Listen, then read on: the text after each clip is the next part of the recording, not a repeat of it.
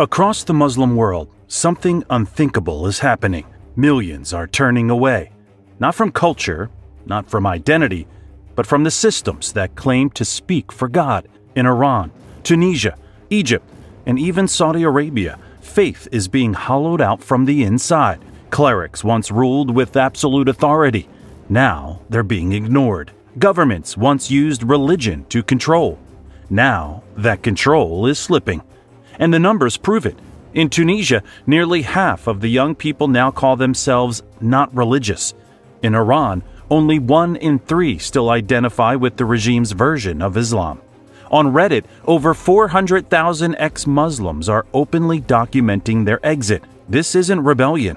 It's collapse. Not loud, not violent, but viral and spreading fast. And behind it all is one brutal truth. When religion is used for power, people stop trusting the religion and start walking away. Let's break down how one of the fastest growing collapses in the modern world is unfolding inside the faith that once united nearly 2 billion people. On paper, almost nobody leaves Islam. According to Pew Research, Muslims have a 99% retention rate globally. In Indonesia, the world's largest Muslim country, 93% were raised Muslim, and 93% still identify as Muslim today. In Pakistan, Egypt, and across the Middle East, the pattern repeats. Fewer than 1% report leaving the faith. It looks rock solid, unshakable. But here's the problem. Those numbers don't measure belief. They measure survival. In much of the Muslim world, leaving Islam isn't a private choice. It's a crime. Algeria, Malaysia, Brunei, Egypt all maintain laws punishing apostasy. In Afghanistan and Iran, public atheism can mean prison or death. In Saudi Arabia, promoting atheist thought is classified as terrorism. In Pakistan, a Facebook post questioning Islam can trigger a blasphemy charge or a lynch mob. So when a survey taker shows up with a clipboard asking about religion, you tick the box that keeps you alive. As one ex-Muslim put it, the first rule of leaving Islam is not to talk about leaving Islam. Because when you look where people can actually speak freely, everything changes. In the United States, 23% of people raised Muslim have left the faith. Nearly 1 in 4. In Canada and Europe, similar patterns emerge. When Muslims live in environments where apostasy won't get them killed, a significant number walk away. But the most shocking numbers come from inside the Islamic world itself. In 2020, an anonymous survey of 50,000 Iranians revealed something extraordinary. Only 32% still identified as Shia Muslim, the sect Iran's theocracy mandates. Over 22% said they have no religion. More than half, over 50%, admitted that they had once been religious but lost their faith. In a country where official statistics claim 99% Islamic identification, half the population has privately checked out. The survey revealed something even more startling. Nearly 60% of respondents said they no longer pray. Huge majorities opposed mixing religion with law and education. This is Iran, the Islamic Republic, where the Constitution declares the country is ruled by God through his representatives on earth. And half the population has checked out. One Iranian analyst put it bluntly, "We Iranians are 98% Muslim, except in private." Then there's Tunisia. 46% of Tunisians under 30 now describe themselves as not religious. That number has nearly tripled in a decade. Across the Arab world, the Arab Barometer tracked a stunning shift. In 2013, only 8% of Arabs identified as not religious. By 2019, that jumped to 18%. In Morocco, Algeria, Libya, the numbers climbed into the 20s and 30s among youth. These aren't fringe movements. We're talking about millions. If just 5% of Egypt's 119 million people have quietly disengaged, that's almost 6 million souls. A population the size of a small country, gone from the faith, hiding in plain sight. So what broke? What broke is simple. When religion becomes the government, belief stops being personal. Iran offers the clearest case study. In 1979, Iran became the first modern nation governed by Shia theocracy. Clerics rule as political authorities. Islamic law is the law of the land. Morality police patrol the streets, enforcing dress codes and public piety. For more than 45 years, the regime tried to engineer a perfect Islamic society through control, and it backfired spectacularly. The children and grandchildren of the revolution grew up under this system. They didn't experience Islam as a moral compass. They experienced it as a suffocating state ideology that controlled every aspect of life. They watched mullahs and officials preach sacrifice while living in privilege and corruption. They saw criticism of the system silenced in the name of defending the faith. Over time, the very idea of Islamic government became toxic in their eyes. As one Iranian woman said during the 2022 protest, "They ruined our religion by trying to force it on us." Mandatory hijab laws turned a religion into a vehicle of oppression. The more the regime doubled down on coercion, the more it alienated its people. By 2022, Iran erupted. Mahsa Amini, a young woman, died at the hands of the morality police for an improper hijab. Nationwide protest followed. The slogan, "Woman, Life, Freedom." Crowds burned pictures of the supreme leader. Women tossed their headscarves into bonfires. This wasn't a rejection of God. It was a rejection of clerical tyranny. But once that distinction is made collectively, the next step follows naturally. If the guardians of Islam are corrupt liars and living under Islamic laws yields only misery, maybe the religion itself isn't worth following. A bitter joke circulates in Iran. We asked Allah for an Islamic republic. He gave it to us, and in doing so, He cured us of our Islam. The same pattern is visible across the region. In Saudi Arabia, for decades, the elite princes enforced strict Wahhabi morality on the public. They banned cinema, segregated genders, policed women's attire. Meanwhile, some of those same elites lived playboy lifestyles abroad. The hypocrisy wasn't lost on citizens. Afghanistan under the Taliban offers another extreme. Since 2021, the Taliban reimposed ultra-puritanical Sharia. Girls barred from higher education, women banned from most jobs, beards mandated, prayer attendance enforced, all while the economy tanked and hunger spread. Those who can flee, those who can't quietly resist. Underground schools, banned entertainment accessed in secret. When the Taliban fall, and eventually they will, there will be a generation even more cynical about politicized religion than before. But here's what makes this exodus different from past religious collapses. Most people can't leave openly, so they do something else. They live double lives.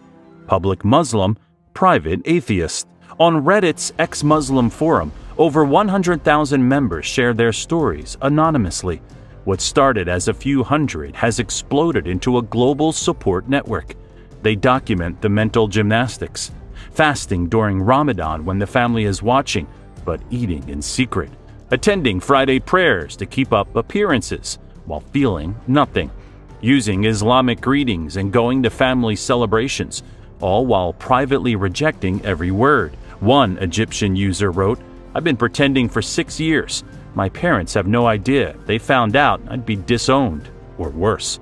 Another from Pakistan, "Every day I feel like I'm suffocating. I can't tell anyone. The loneliness is unbearable." The psychological toll is brutal.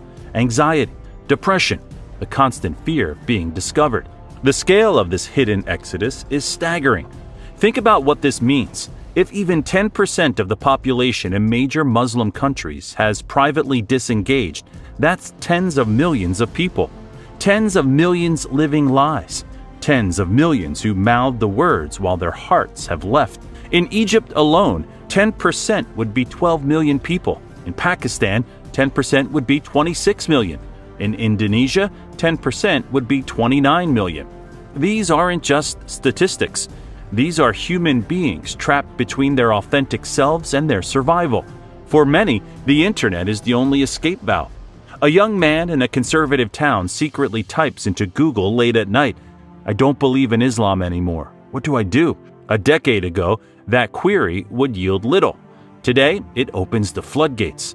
YouTube channels by ex-Muslims discuss contradictions in the Quran. Blogs detail why people left. Online forums offer solidarity. You're not crazy. You're not alone. As one ex-Muslim organizer explained, if you talk about ex-Muslims, you have to talk about the internet. When I left Islam, I thought I was the only one in the world. Then I found others online. Every day I'd see stories and think, oh my God, I'm not the only one. The internet broke the isolation. It shattered the monopoly clerics held on information. A 16-year-old in Karachi can secretly watch evolutionary biologist Richard Dawkins explain evolution on YouTube. His parents at 16 could only ask their imam, who would dismiss evolution outright.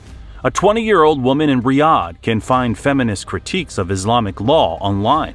Her grandmother simply accepted it as God's decree. The narrative has been broken. Of course, regimes know this is a threat. Iran tried building a national internet to wall off citizens. Saudi Arabia and Pakistan employ cyber police to hunt atheist bloggers. In Bangladesh, multiple secularist bloggers were hacked to death in the streets. But it's a losing battle. VPNs, proxy servers, mirror sites.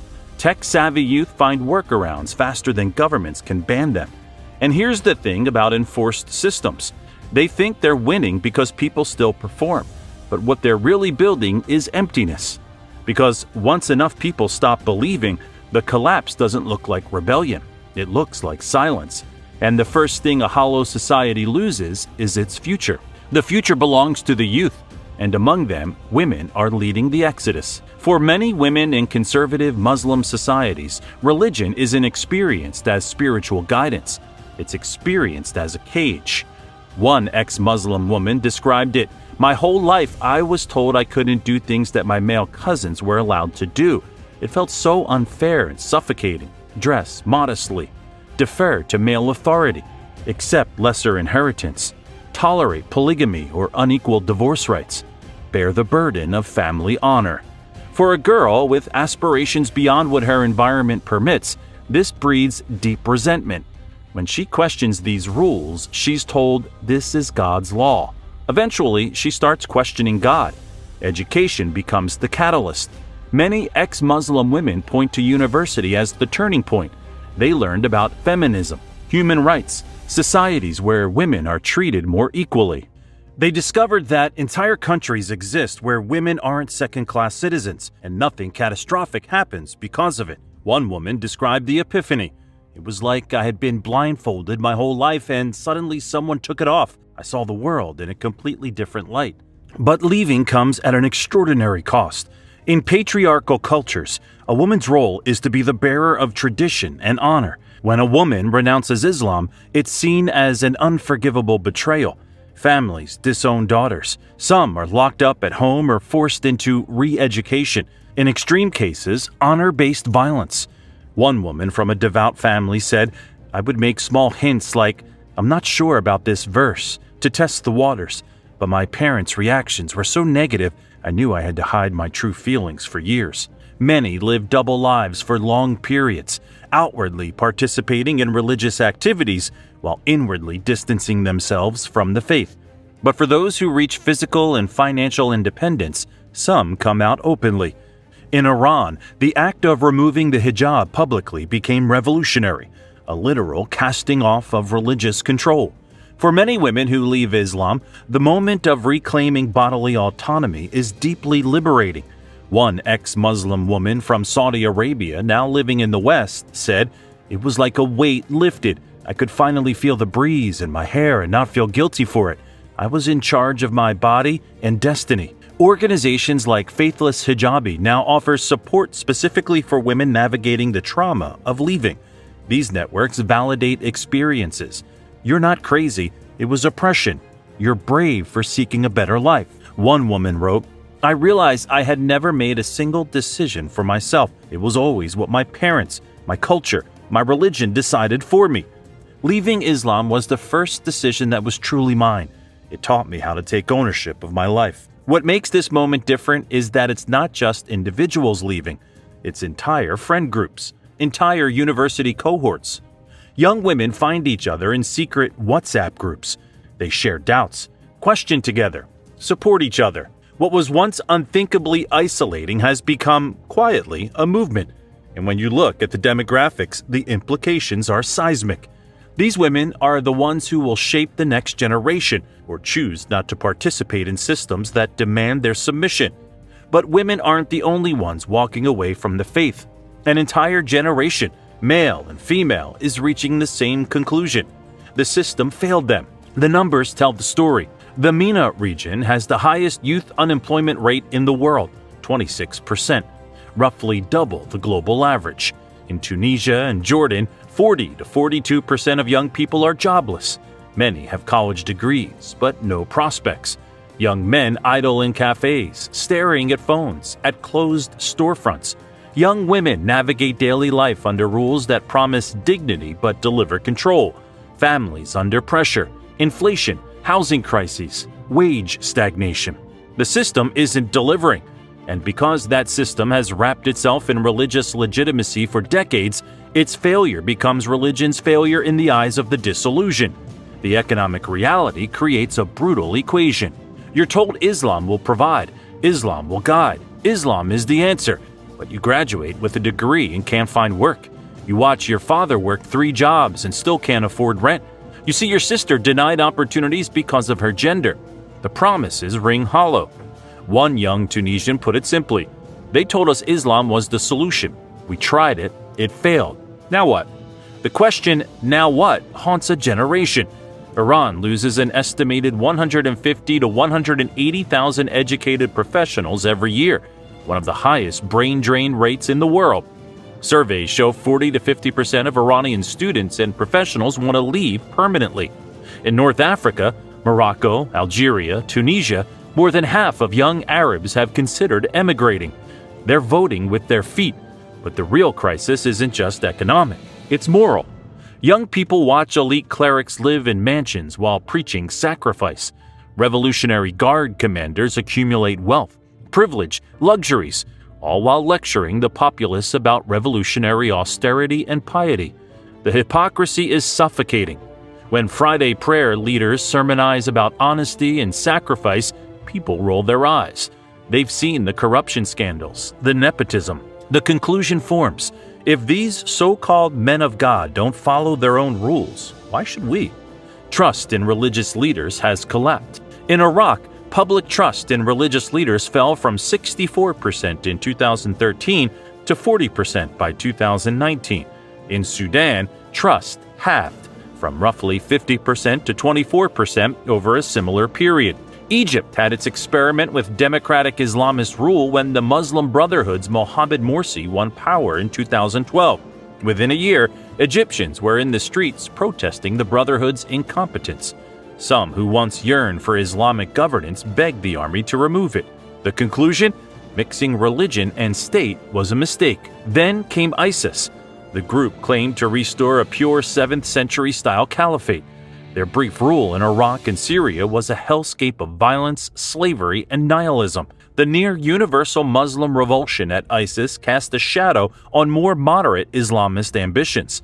Any political movement waving the banner of Islam now raises red flags. Half of young Arabs now agree with the statement, "Religious values are holding the Arab world back." Read that again. Half. Young people aren't becoming atheists overnight, but they're openly questioning whether overbearing religiosity in public life is part of the problem.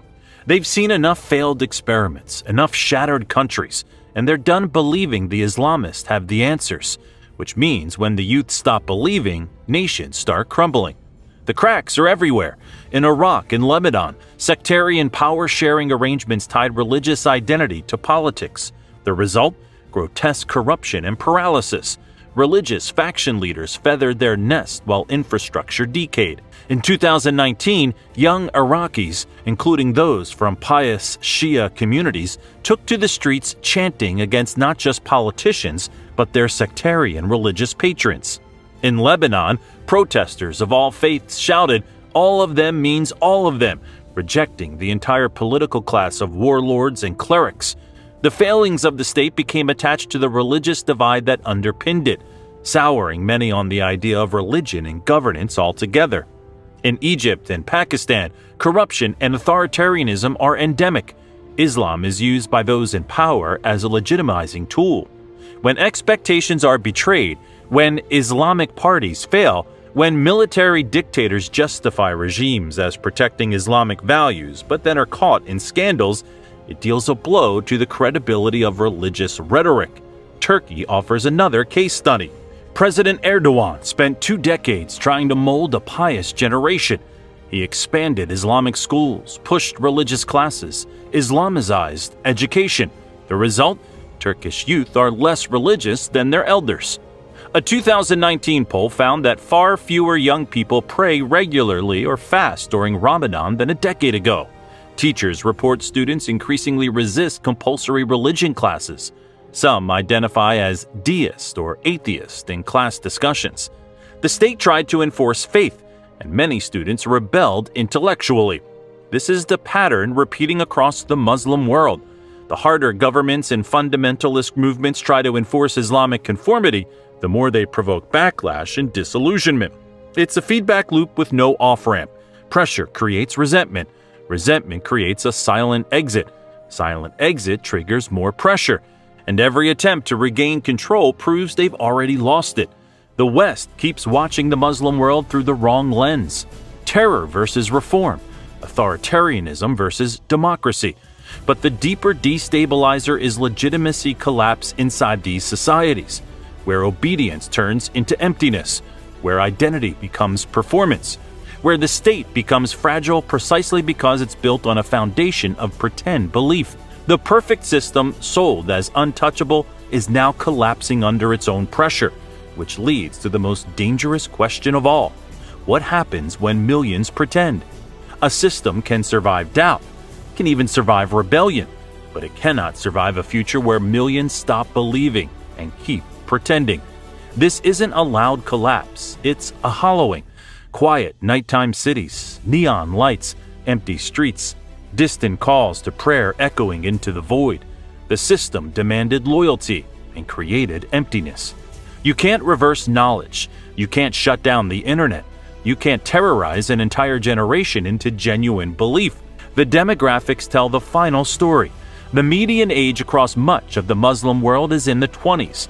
These youths grew up in a post-9/11 globalized era. They've witnessed the contradictions firsthand. When rulers and clerics say, "Stay the course, keep the faith," a critical mass of this generation is internally responding, "Why should we? You've given us nothing but slogans and misery." The great irony, they tried to protect faith by force and destroyed faith by force. Millions aren't leaving loudly, they're leaving quietly.